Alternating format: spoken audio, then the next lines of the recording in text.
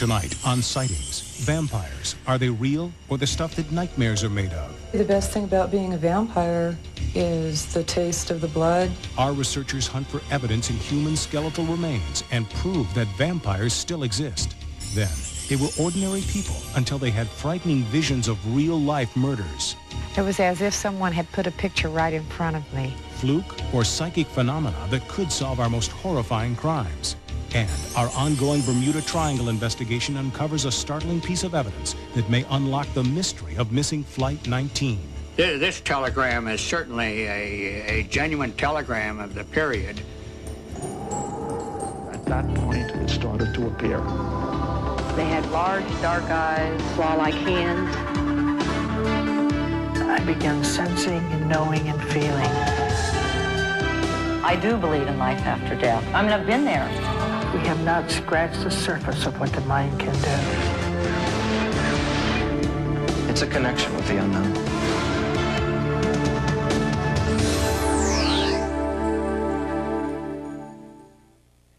Just about everything we know about vampires was created almost 100 years ago by Bram Stoker in his classic Gothic novel Dracula.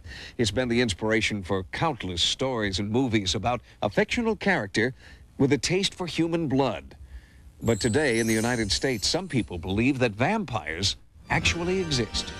We think of vampires as part of Eastern European folklore or the result of Hollywood conjuring, not as the stuff of small-town America. But in the late 18th century, belief in the undead led to bizarre rituals designed to keep the newly deceased from coming back to prey on the living. The Connecticut countryside is dotted with old cemeteries. In Griswold, a dark secret lay dormant for nearly 2 centuries and has only recently been unearthed. In Washington, at the prestigious Walter Reed Army Medical Center, remains uncovered in Griswold were analyzed by Paul Sedzik, a curator at the National Museum of Health and Medicine. I was given a call by the state archaeologist in Connecticut to help identify and analyze some skeletal material that was found at this site in Griswold, Connecticut. What happened was some kids had found a couple of skulls laying at the bottom of a little ravine, and they brought them to the police, and the police called the medical examiner. The medical examiner did some research into the records in that time period and came up with vampire activity or vampire cults in the 18th and 19th century. Archaeologists probed the graves for mutilated corpses, the telltale signs of suspected vampires. The next step in verification was determining the cause of death. Pretty evident to see the cause of death. In the skeleton from Connecticut, the vampire skeleton, there's evidence of tuberculosis in some of the upper left ribs. And here we can see evidence here, this whitish area that we're seeing close to the articulation with the vertebrae. Tuberculosis played a major role in the vampire folklore of the 1800s. It was believed that those who died of TB could come back and infect the living. So a ritual developed to ensure that a corpse's eternal resting place really was eternal. What they actually did was take the bones here in the chest and jumble them up like someone had just taken their hand and kind of moved it around in that fashion. They then took the 2 femora, the upper leg bones, crossed this one here and this other one on top of it, over across like that. They then took the skull and placed that right in this area, and then they closed the crypt back up. The graves were opened anywhere from 2 weeks to a year after burial. Graves of dearly departed loved ones or anyone who died of tuberculosis. What floored me is just that people could actually believe that someone dying of tuberculosis could actually cause the death of loved ones. And there are accounts in New England, especially of men going into the graves of their daughter and removing their hearts and burning them, and you know, fathers doing it to sons, sons doing it to fathers. I mean, very close family units. There were probably lots of people attending these exhumations and killing of vampires, and when you do read them, there can be upwards of 300 or 400 people. The whole town would probably turn out. You know, it's a major social event. Digging up wives, husbands, sons, daughters, and trying to kill them again. I mean, that's something that we couldn't even conceive of today. I couldn't imagine going and digging up the grave of my daughter and trying to kill her again. It was something that completely would never enter my mind. In many parts of America, you can still hear chilling tales of vampires today. In Los Angeles, professor of folklore and author Noreen Dresser researches living vampires. Very often, the act of drinking blood is a prelude to sex. People who call themselves vampires. A corpse supposed to come to life at night and leave its grave and suck the blood of sleeping people. If a person wants to dress in black and sleep during the daytime and be awake at night and walk through the graveyards and listen to Gothic music, and that person's not hurting anyone, including the fact that that person might want to drink someone's blood and someone is willing to give it to them, I don't see where that's harming anyone. I'd say the best thing about being a vampire is the taste of the blood and being with someone who trusts you and will let you drink their blood. Katrina is proof that vampire practices are real and still occur today. There are certain well-known criminals, for example, Richard Ramirez and Ted Bundy, who in reports, there were just little side notes that they did drink blood from their victims, but that was never presented as the main motivation for committing their crimes. I would never do anything to a child or to an animal. This is something that I've only done with a consenting adult. You know, they have to be willing to do this, and anyone that I've ever done anything like this with actually has enjoyed it. Some vampires attempt to take blood here from the carotid artery. However, that's rather clumsy and it's also quite dangerous. So this is not really used as often as taking it from the arm. I can use an instrument like this, which is a medical scalpel. It's very sharp. It can be sterilized with alcohol, so there won't be any infection, and it's painless. Blood is an acquired taste. The best place is somewhere on the arms or the hands, and I'll just, continue drinking until the wound stops bleeding.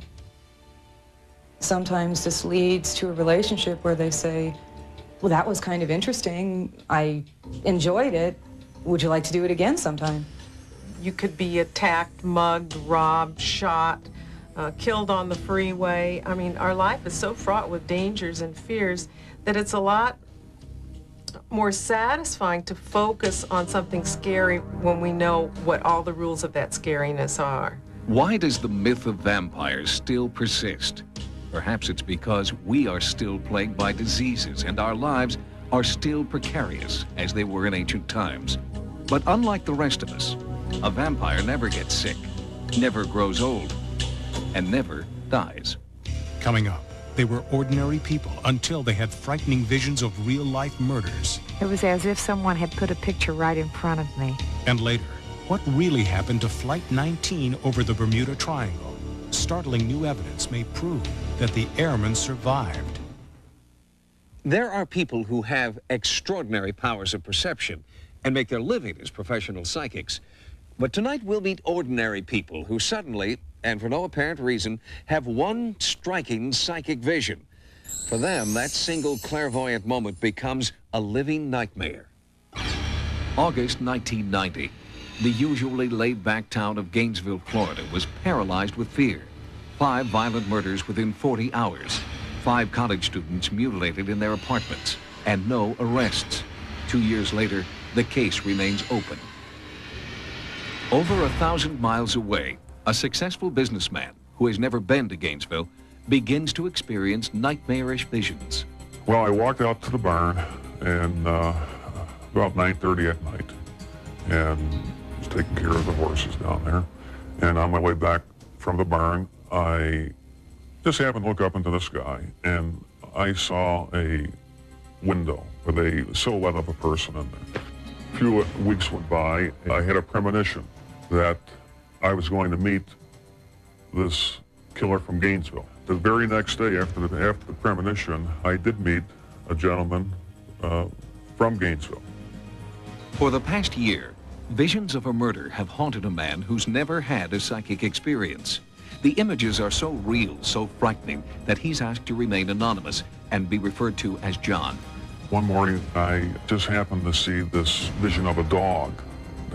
I seen the head of a dog on the door. And after looking at it more thoroughly, I could actually see the dog's body. After a couple of weeks, John began to see more and different images in the door.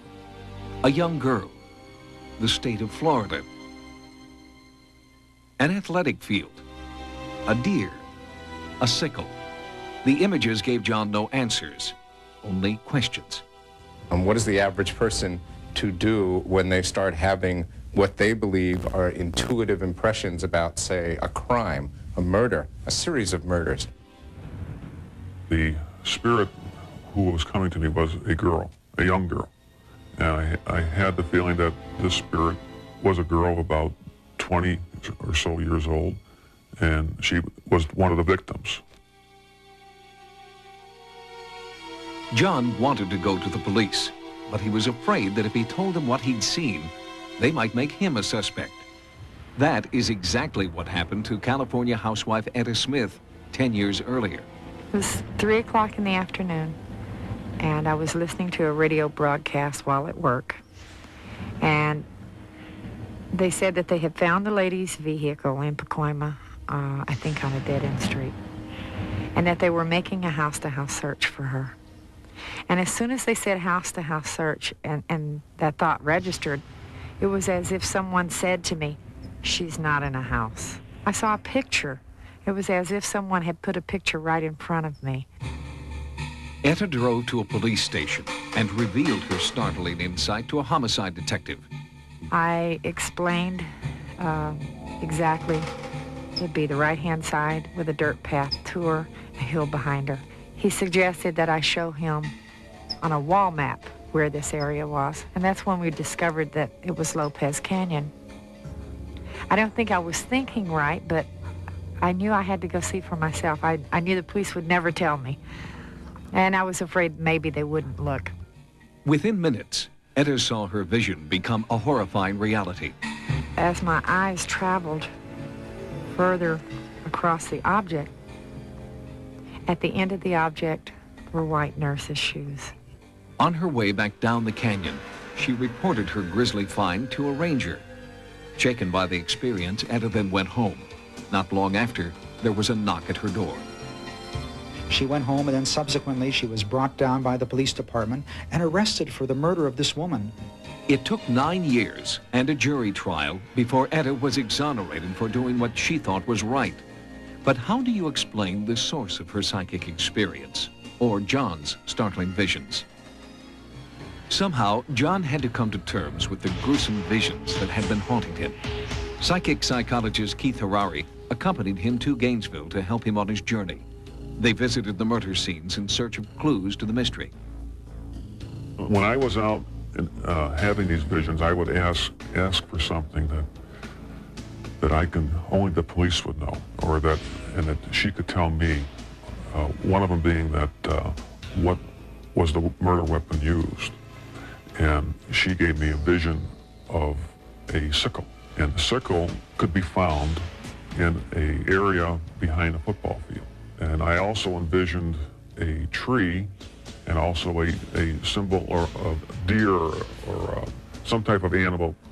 One victim attended classes at the Gainesville Teaching Zoo, where not only are there deer, but a parking lot under construction on top of what used to be an athletic field. We got a tremendous amount of contacts from people who believe very strongly that they had information from a psychic nature or paranormal nature that they wanted to relay to the investigators. They wanted to do so primarily to benefit the investigation. I'm just an average person, okay, having a vision, and that with that, they would look upon me as wacky. The dead tree was the sign John was looking for. And with the supervision of Keith Harari, he began an intensive search for the murder weapon. Things that have happened to me all pertain to this Gainesville killing, and this spirit that has come to me is one of the victims, and I feel it so strongly that I just can't let it go. I have to follow this through as she wants me to do. I feel that she wants to put an end to this and put this person in jail. And I just can't let it go like that. Life is a mystery. and it's full of mysteries, and it's full of situations in which you don't always get closure. I mean, the healthiest thing to do in this case is to say, well, I don't know, I checked it out, I didn't find anything, go back to one's ordinary life and have a good life, open to the possibility that sometimes things happen that you can't explain. On June 9th, 1992, while this story was being shot, a new development. A man named Danny Rolling was indicted for murder in the Gainesville case. But Danny Rolling is not the man in John's visions. John believes there's a second murderer who has not yet been caught. And in fact, the Gainesville Police Department admits there may be a second murderer at large. The investigation continues, and for John, so does the waking nightmare of his psychic visions. Coming up next, did the Bermuda Triangle take Flight 19, or was it all a government cover-up? They were all lying, all of them. On a recent episode of Sightings, we told you the story of Flight 19, a squadron of Navy fighters that vanished in the treacherous Bermuda Triangle after World War II. And now, 47 years after the planes disappeared, Sightings has received exclusive information that reveals a bizarre new twist in the fate of Flight 19.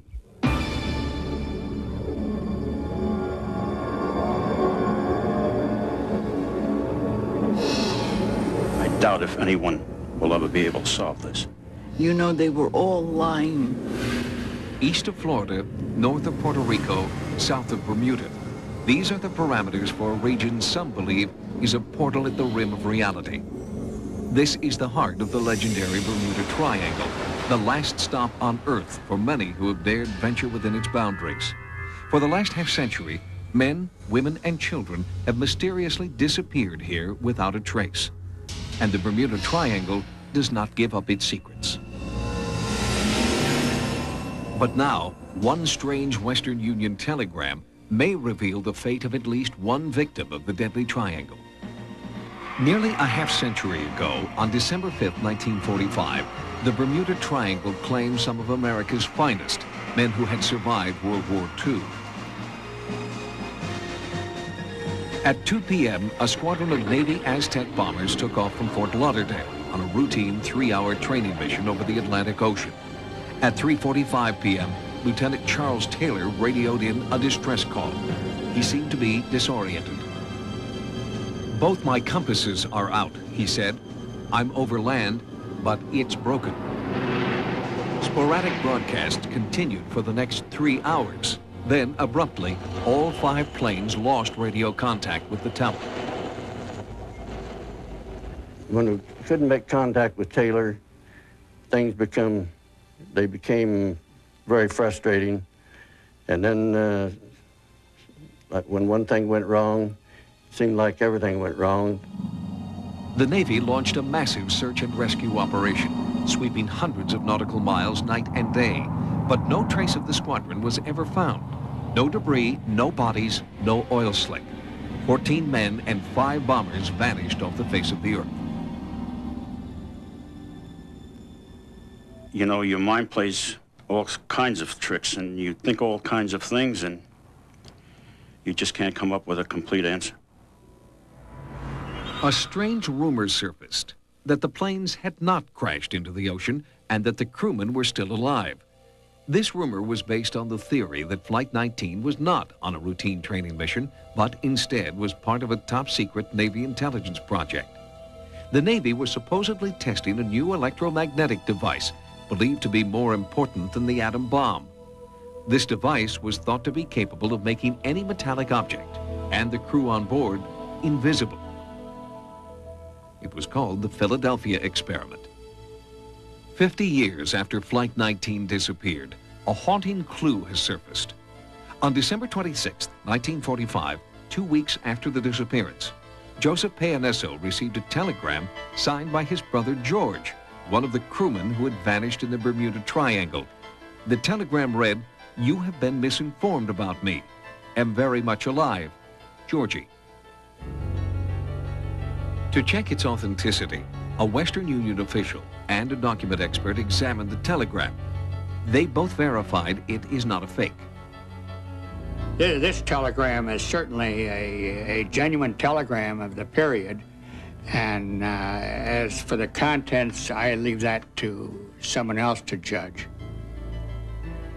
When I saw the telegram and read it, I confirmed my suspicions that he was still alive. I believe that the telegram that was sent is real because of the way he signed it. They covered up something. The top-secret report on Flight 19 has recently been declassified. The document states that the flight, quote, disappeared for reasons or causes unknown. Does the Navy know more than they're admitting? I was very disillusioned with their whole procedure. I wrote hundreds and hundreds of letters, which they shifted me from one naval base to another and to one captain to another.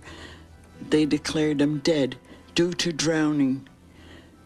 And I asked them to tell me how did they come to that conclusion. And they said it was within their power, and that was it. The Navy continues to deny the existence of any project like the Philadelphia experiment. They also deny that any of the men on Flight 19 survived. They were all lying, all of them.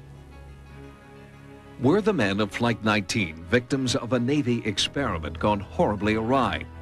Or were they caught in the deadly vortex known as the Bermuda Triangle? Both possibilities are frightening to contemplate. Thanks for joining us. For Sightings, I'm Tim White. Good night. Next time on Sightings, psychic healing. Is it the ultimate cure-all? I've seen people who have cancer no longer have cancer. I was healed forever and ever. Psychic healing on the next Sightings. Sunday, from the producers of Married with Children, it's the series premiere of Rachel Gunn RN, right after In Living Color. Later that night, the guys on Down the Shore have a sexy new next-door neighbor. She's trash. Well then, I'd like to take out the trash. It's an all-new Down the Shore, Sunday. Now, stay tuned for Hidden Video, next.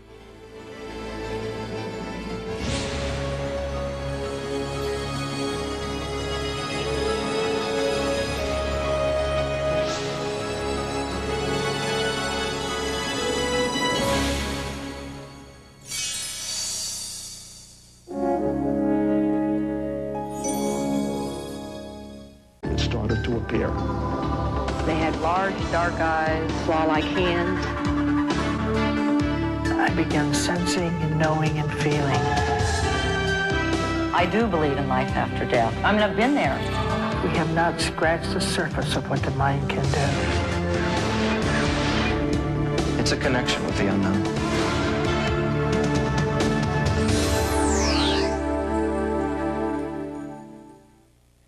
Just about everything we know about vampires was created almost 100 years ago by Bram Stoker in his classic Gothic novel Dracula. It's been the inspiration for countless stories and movies about a fictional character with a taste for humor. Pretty evident to see the cause of death. In the skeleton from Connecticut, the vampire skeleton, there's evidence of tuberculosis in some of the upper left ribs. And here we can see evidence here, this whitish area that we're seeing close to the articulation with the vertebrae.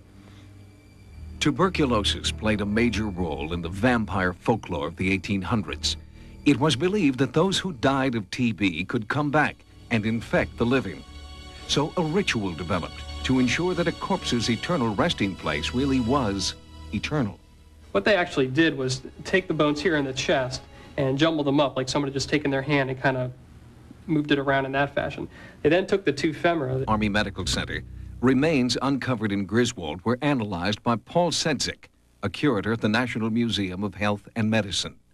I was given a call by the state archaeologist in Connecticut to help identify and analyze some skeletal material that was found at this site in Griswold, Connecticut. What happened was some kids had found a couple of skulls laying at the bottom of a little ravine, and they brought them to the police, and the police called the medical examiner. The medical examiner did some research into the records in that time period and came up with vampire activity or vampire cults in the 18th and 19th century. Archaeologists probed the graves for mutilated corpses, the telltale signs of suspected vampires. The next step in verification was determining the cause of death. Tonight on Sightings, vampires. Are they real or the stuff that nightmares are made of? The best thing about being a vampire is the taste of the blood. Our researchers hunt for evidence in human skeletal remains and prove that vampires still exist. Then, they were ordinary people until they had frightening visions of real-life murders. It was as if someone had put a picture right in front of me. Fluke or psychic phenomena that could solve our most horrifying crimes. And our ongoing Bermuda Triangle investigation uncovers a startling piece of evidence that may unlock the mystery of missing Flight 19. This telegram is certainly a genuine telegram of the period. At that point, human blood. But today in the United States, some people believe that vampires actually exist. We think of vampires as part of Eastern European folklore or the result of Hollywood conjuring, not as the stuff of small-town America. But in the late 18th century, belief in the undead led to bizarre rituals designed to keep the newly deceased from coming back to prey on the living. The Connecticut countryside is dotted with old cemeteries. In Griswold, a dark secret lay dormant for nearly 2 centuries and has only recently been unearthed. In Washington, at the prestigious Walter Reed